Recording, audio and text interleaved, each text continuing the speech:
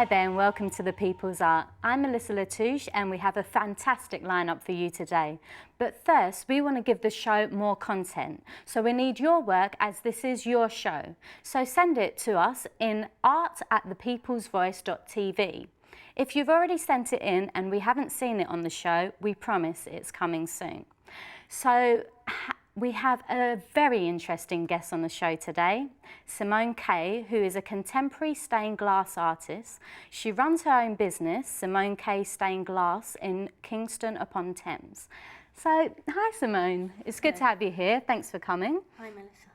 Can you please tell us a bit about your background and how you got into this type of art?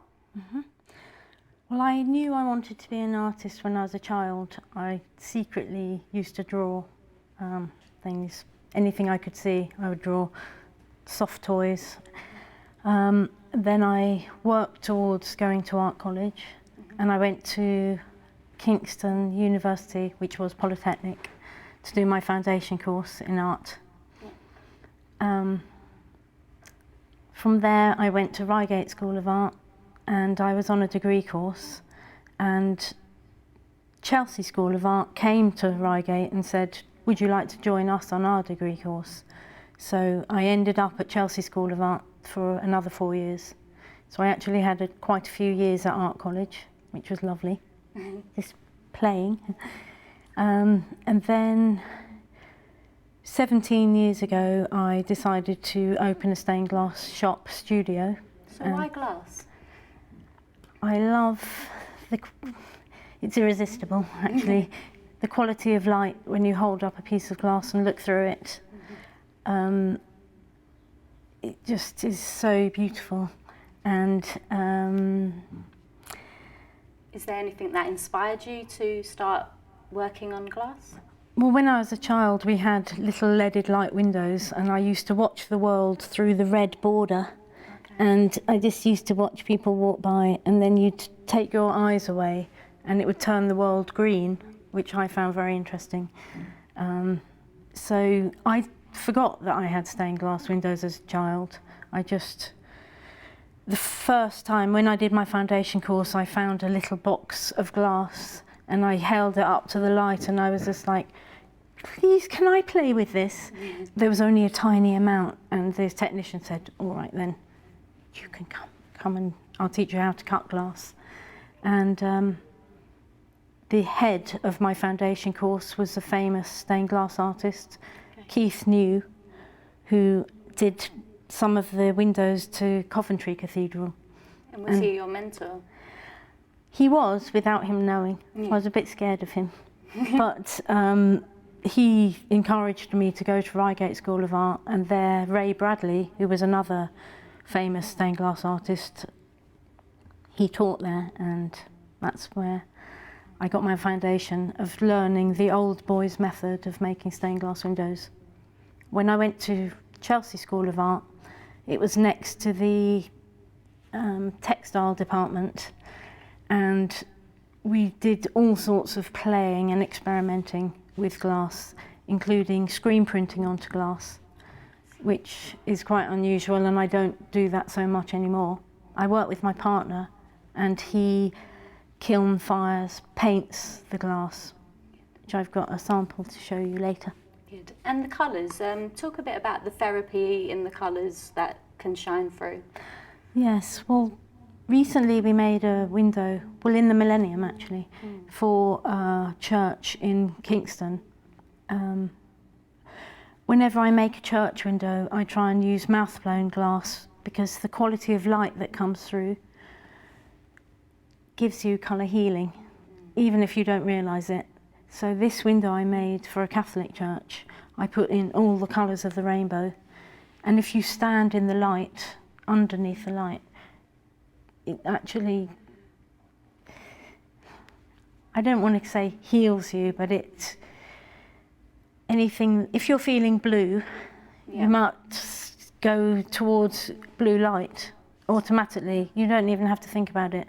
But say if your aura was made up of different colours, you would automatically go towards the colour, and it would give you this energy, which heals you say it would rejuvenate you? It would rejuvenate you.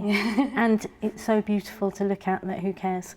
Yeah, definitely. But mainly in our work, even though we use coloured glass, it's not always mouth blown, because mouth blown glass you can see straight through, and normally a front door you don't want people to see straight in.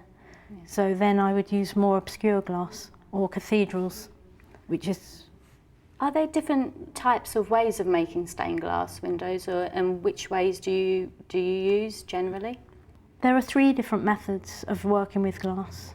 There's the flat leaded process, 2-dimensional, which is for doors and windows, and for architecture. And then there's a 3-dimensional method, copper foiling, which is a legacy from Tiffany. So you know those Tiffany lamps? Yeah. Yeah. So I've adapted that method. You can make all sorts of sun catchers and all sorts of things out of Tiffany method, and even jewellery. And that would be an example of your... Yeah, this is actually about me recycling as well. I've used a jam jar. That's really good. Just put in a few bits, and also agate. You can put crystals or any stones in it. So copper foiling is 3-dimensional, and this is the copper foil we use. Okay. And then the other method is applique, where you glue pieces of glass onto a base sheet of clear glass, like a mosaic, and the intervening gaps you fill with a grout, so that's looks like lead lines.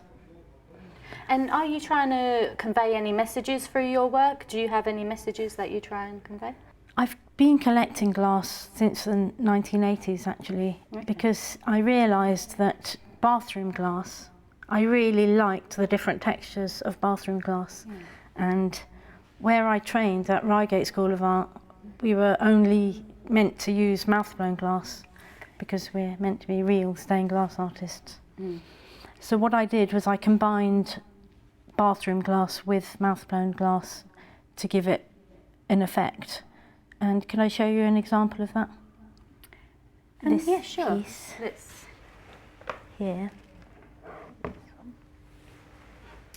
So what we've got is different textured clear glass, which is bathroom glass, which you might recognise some of it. And some people often look at it and say, oh, that was in my grandmother's house, as a big sheet of glass, and it was quite depressing. But in little pieces, it looks quite beautiful.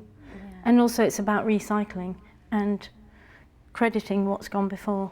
So this is Victorian Muranese. Is all your work recycled then? Sorry. No. The lead is new.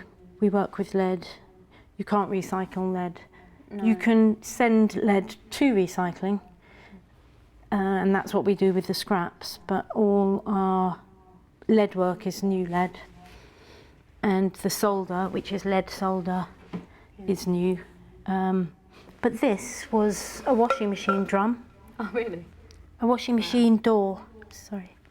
Door? Yeah, the door of a washing machine. Oh, the bit that the circle bit that's in the middle. Yeah. Wow, this is heavy. And that's applique. That's a glass. Oh, it's heavy. Yeah. Wow. It's a lizard. And that's got different types of glass in it. Opalescent glass, which the light doesn't go through, so it reflects the light. And iridescent glass, which is like oil on water, like this necklace, because I really like to work with that kind of glass as well. This kind of gives a bit of an oily effect, Yeah, like you were saying. yeah, like oil on water. But when you look at it through the light, it's actually red glass, this one. Yeah, it's very beautiful, that one. So you've got a few of your apparatus that you use here. Yeah. Tell us a bit about the process of when someone comes to your shop and they want to get a commission from you. Okay. So normally they've seen our website, or they've seen work in a street that they like, or it's traditional work that they want to match a house, whatever. So we first establish whether they want a contemporary window or whether they want a traditional window. And I very much like to work with that method because of the obscure glass means that people can't see in your front door. Yes. And also it has a contemporary feel, even though it's a little bit like Mondrian. So we would, depending on what the commission was, we would take that as a starting point. So it might be that I have to do watercolour paintings, and I often do watercolour paintings when I'm on taking a day trip or going on holiday. Every day I'll do a watercolour painting as a treat to myself. Okay, thank you very much, Simone.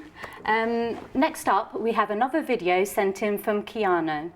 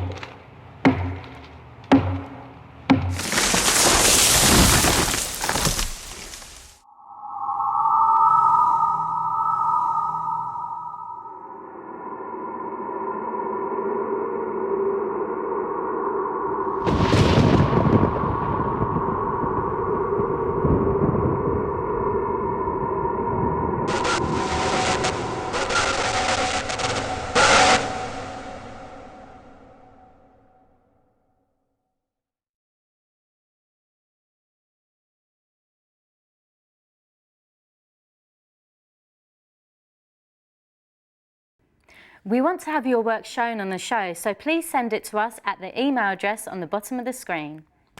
We're going to take a short break and we'll be back to talk with Simone some more about her work.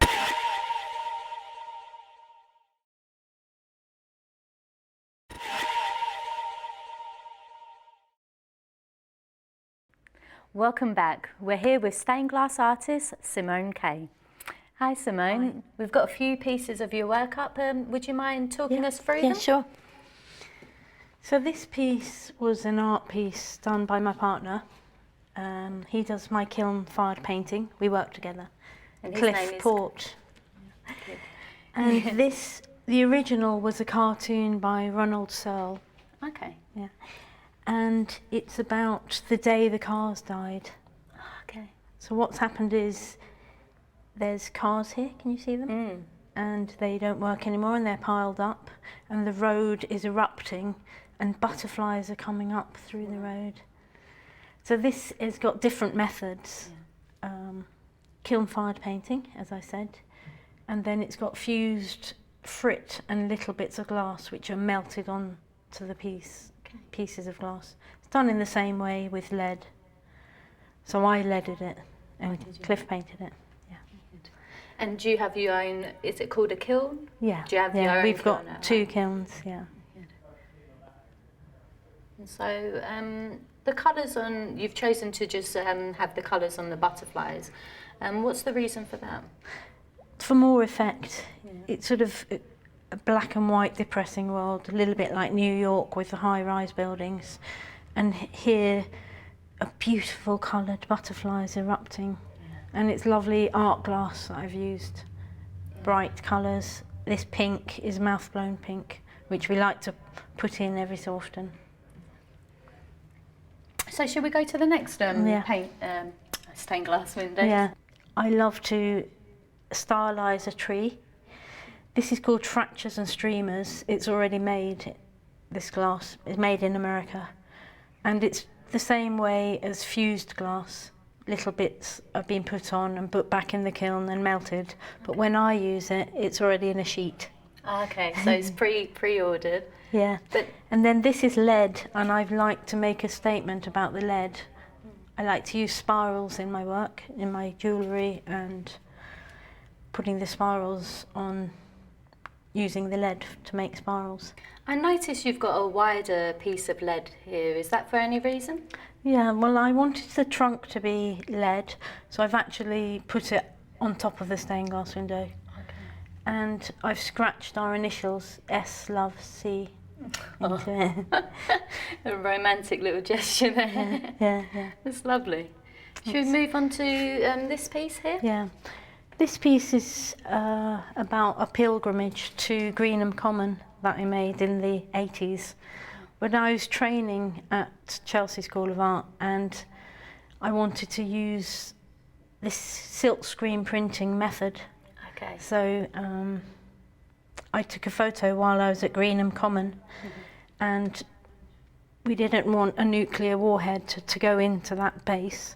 So all the women gathered, and they lived there, and they gathered and held hands around the base.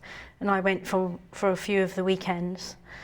And so there were messages written on the wire netting, and so this stained glass looks like wire fence. And then the other thing is the imagery. Do you want to move on to the next? Yeah, thanks. Okay, so we have a wolf here. Can you explain a bit more about this piece? Again, this is a collaboration between me and my partner. He painted the wolf, and the eyes are yellow, and that's a silver stain, and that's how it gets its name, stained glass, because of the yellow silver stain.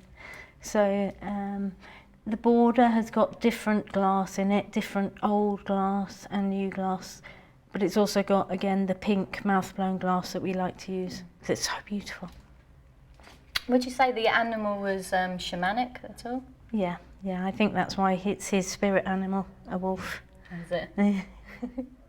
He also had a dog that looked like a wolf. So his dog, called Red, it was a Belgian Shepherd, and I think that's why he did it as well. Feels a close link to these animals. Yeah. Okay, let's move on to this piece. And this piece is on your YouTube video, so we can actually see you making it. Yeah. I made this in one day. Wow. I wanted to do the whole process in one day because it was significant. It was the 12/12/12, the date.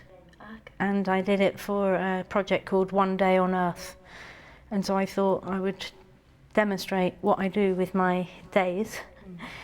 I found a picture in a newspaper of the snail, and because it's got a spiral, and I very much like to work with spirals, I thought, yeah, I'll do that. And so I demonstrated it. But I actually filmed that whole thing myself with my phone camera. I hung it around my neck and leaned over and demonstrated it. Multi-talented filmmaker and a stained glass maker. So you said this it took you a day, and you wanted to make it take a day. Yeah. How long would the process be normally? Normally it's a lot longer than a day. I tell my customers between 2 weeks and 2 months, depending on if it's got kiln-fired painting. So, you know, sometimes the Victorian windows have got a bird or an animal, and they're kiln-fired painted. Well, that needs to go into the kiln, be fired, and then it needs to anneal. Now let's go over to the gallery.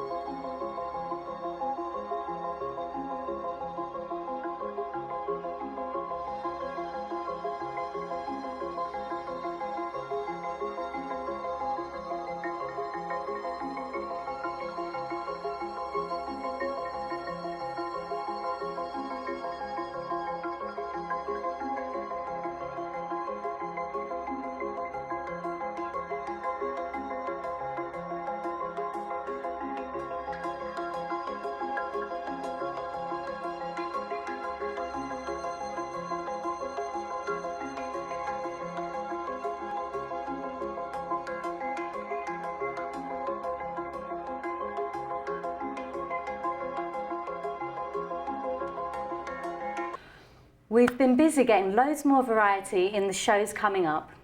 This week we have another video from Leona, an art workshop facilitator, creativity coach, speaking to us about the benefits of being creative.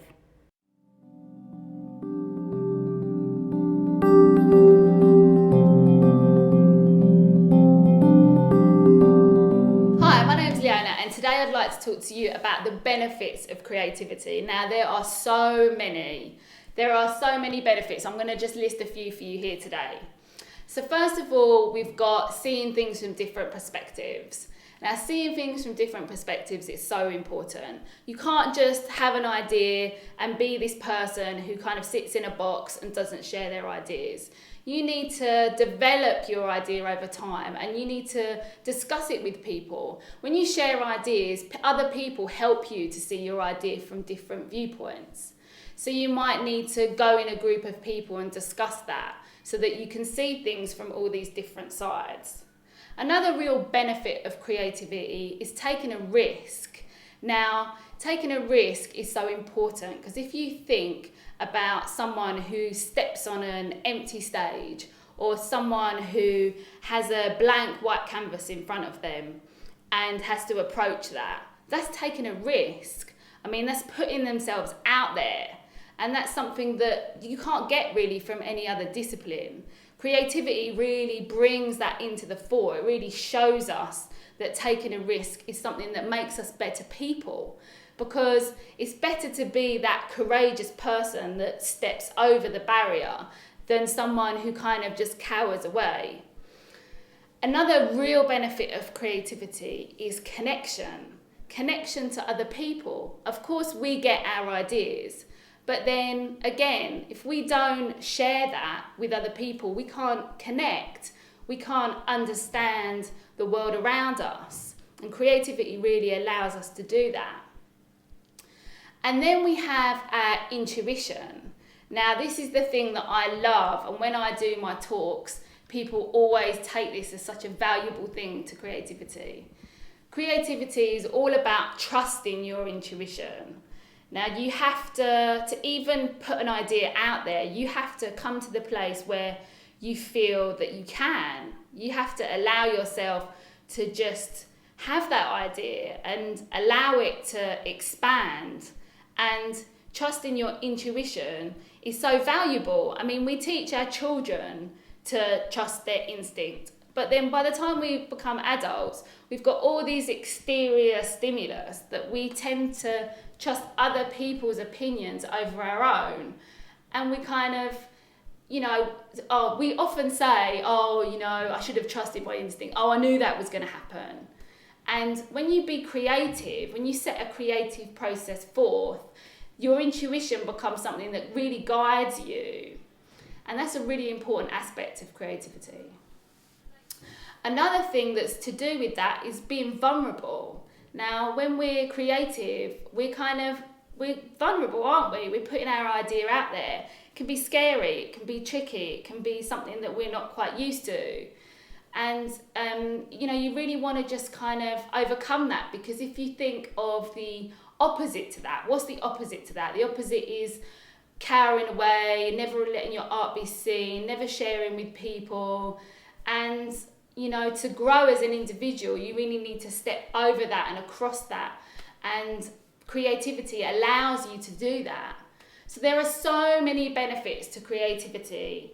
I'd like you to think of your own and share them with me. And let's make creativity have the importance that it really deserves. So thanks for listening, and I'll see you in the next video. An insightful video there from Leona. So Simone, it has been a pleasure having you here. Thank you very much for sharing your work with us. Yeah, thank you for having me. Keep that work coming in. We just love seeing what you guys have been up to creatively. See you next week.